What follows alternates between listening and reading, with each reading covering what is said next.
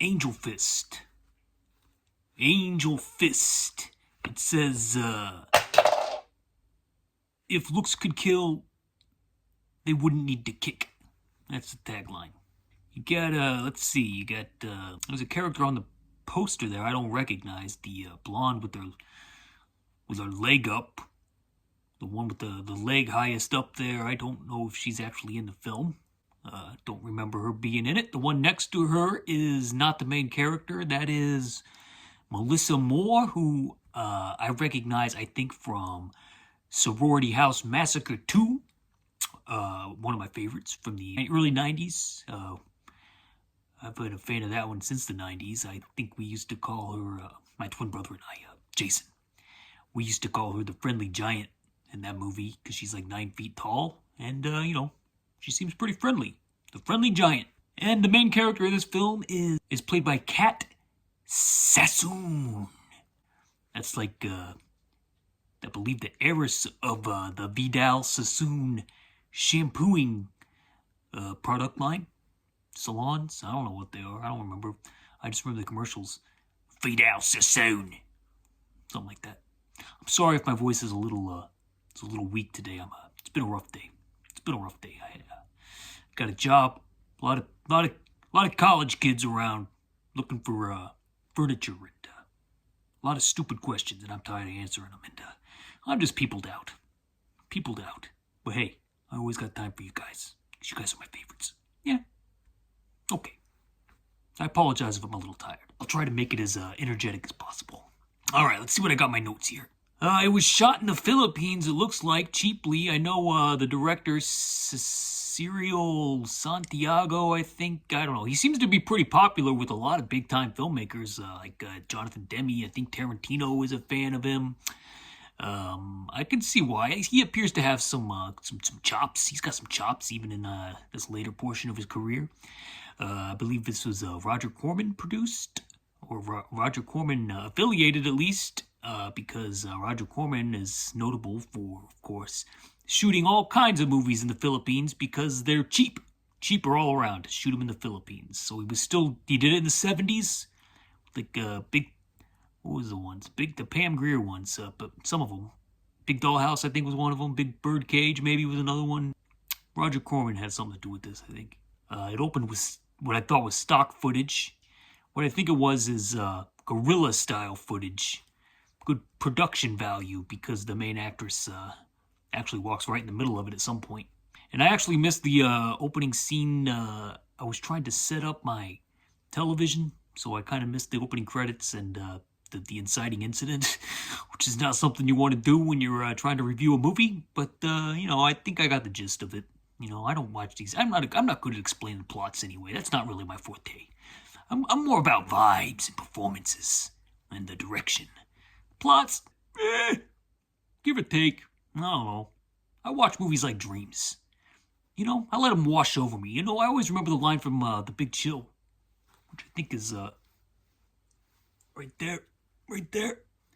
I always think of the line from the William Hurt character in that film. He says, I think it's, who is it? Nick? I think Jeff Goldblum asks him what the movie's about. No, wait, it's Tom Berenger. I'm sorry, it's Tom Berenger. He asks him what the movie's about, and he's like, oh, you're so analytical. You're too analytical. Sometimes you just gotta let art be art. You gotta let it flow over you. So I let Angelfist flow on over me. I just let it do its thing. Take me, Angelfist. Take me to Angelfist heaven. I'm ready. I'm ready to be taken by the Angelfist. Let's see. There's some interesting faces in this movie. Like the two lead actors. You got Kat Sassoon, who I believe was ahead of her time in terms of looks and appearance. She looks kind of like a lot of ladies look now. I'm not saying it's a bad thing. I'm just making an observation.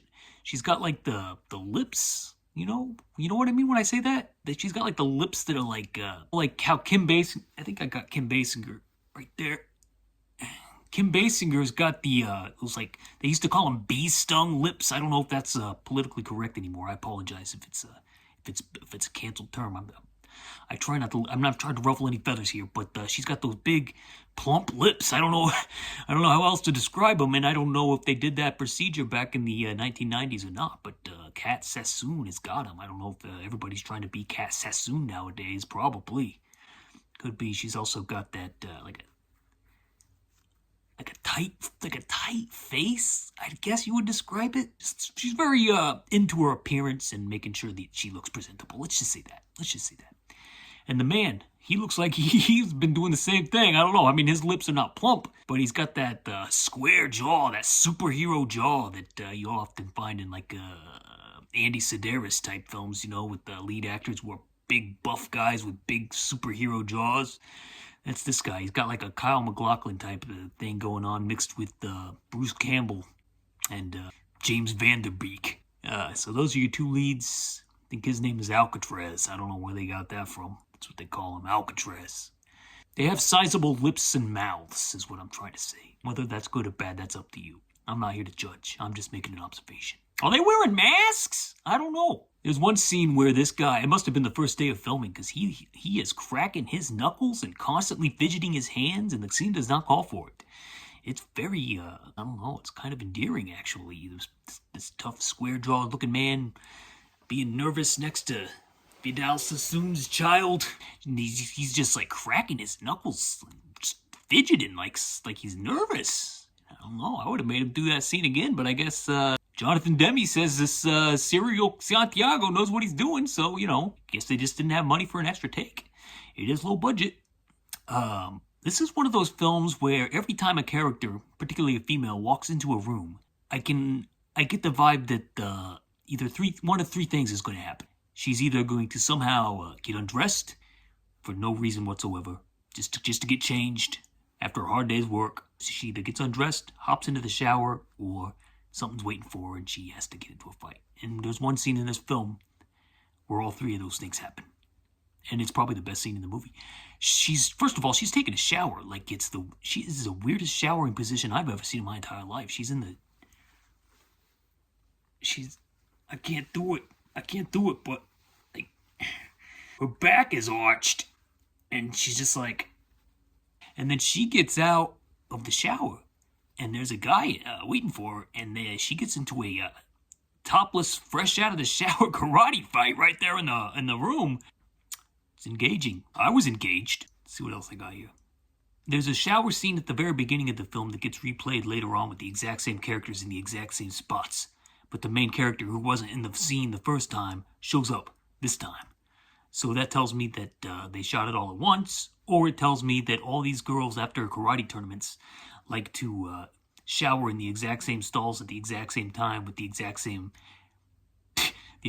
extras in the hot tub in the background. At one point, the main character jumps out of a window and onto some scaffolding about 7 stories up. And for some reason, as soon as she jumps onto that scaffolding, she breaks right through it. I don't know if this was planned or what, but she breaks through that scaffolding, and she breaks through the following layers that are like three more scaffolding layers down. It's the craziest thing I've ever seen, and it makes, like, no sense.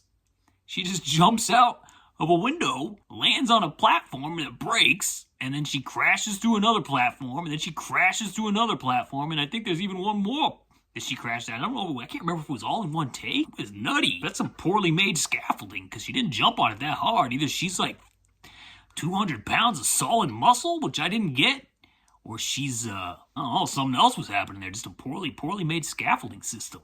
There's another almost topless fight in a ice making factory that seems to play a prominent set piece for some reason. I don't know.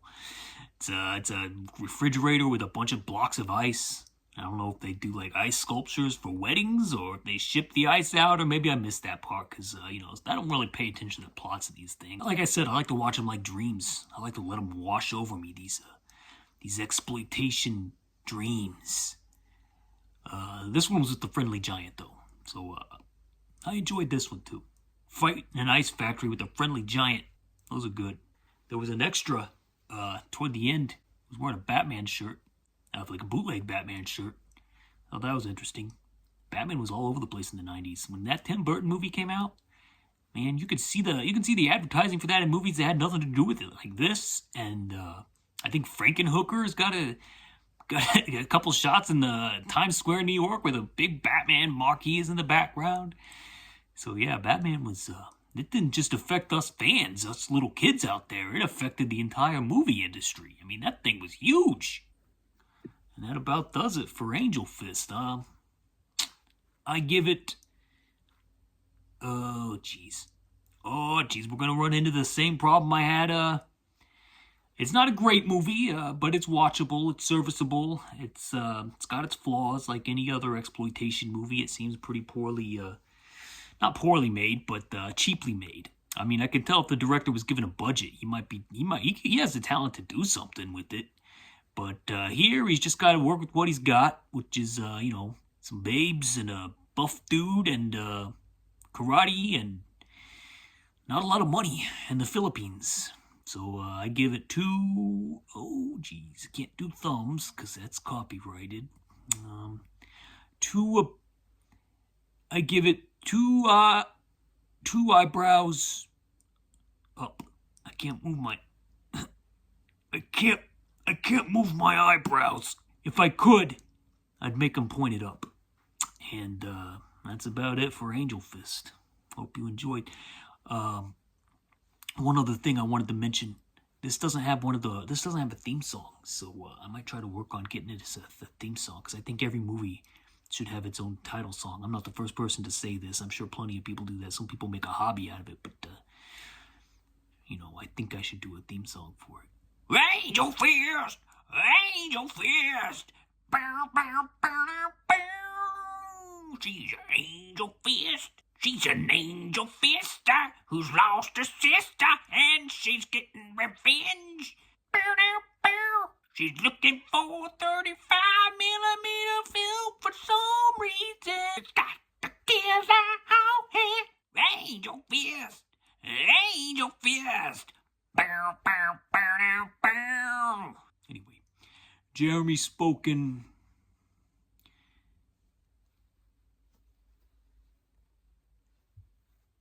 Peace and love.